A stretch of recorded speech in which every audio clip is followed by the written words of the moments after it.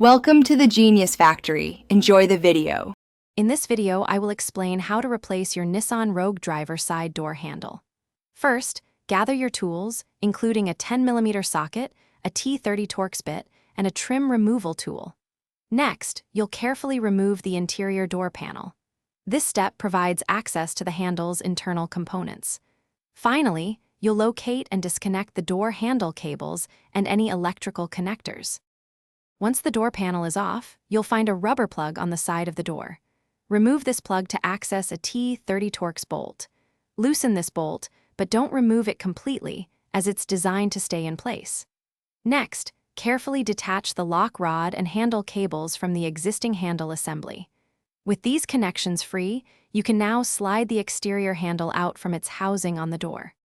Now, take your new driver side door handle and carefully insert it into the opening on the door. Make sure it aligns correctly. Next, reconnect the handle cables and the lock rod to the new assembly, ensuring they are securely attached and functioning smoothly. Finally, reattach the interior door panel, making sure all the clips engage properly and any electrical connectors are plugged back in. After installation, it's crucial to test the new door handle's operation multiple times. Open and close the door, and check both the interior and exterior handle for smooth and reliable function. Also, ensure the door panel is securely fastened and flush with the door frame, with no gaps.